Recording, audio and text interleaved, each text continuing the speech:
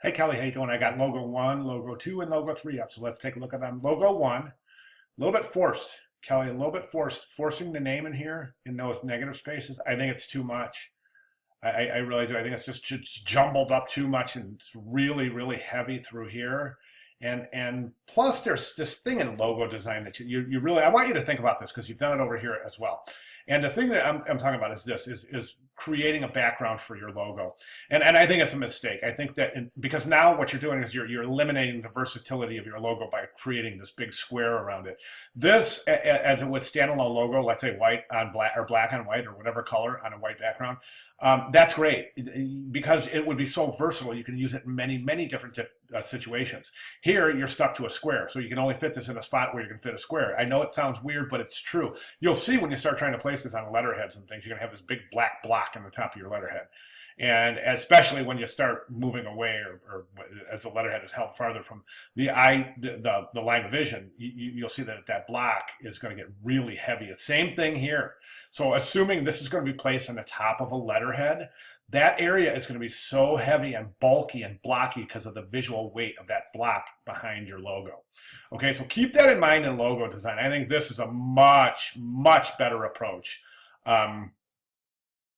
To that right now. Okay, let's go back to logo one. And okay, so I think that blockiness and that forced type in there, I think those are really, really hindering the design itself. Plus, you know what, you've used the same typeface here as you've used here. So these are logo roughs. So you really should be experimenting with different typefaces instead of sticking with the same two. You've used the same type for your typeface for your name as well.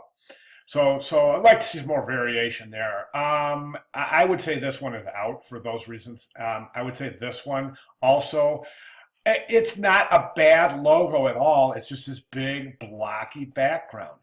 This is a pretty good identifier, I think. Little bit uncomfortable with it being backwards because now it's like taking on less of a shape and more of the fact that the letters are presented backwards. So, I mean, it's kind of a neat looking logo. I think it's got some potential, but I would definitely not recommend that background. This logo here, I think it has some potential. I would say this is going to end up being your solution. Don't think you need the circle around this composition though. I really don't. Right now, what I would suggest doing is continue working with this relationship here. Try, keeping these the K, ascender and descender, try to keep those within the D, see how that looks. Try working the angles a little bit. Try moving this back. Try coloring this in black. Try leaving that white and coloring this in black. Just try to work that. Like I said, I would get rid of that, and right now I would just work in black and white. I think that this name is too small in relationship to the size of the mark.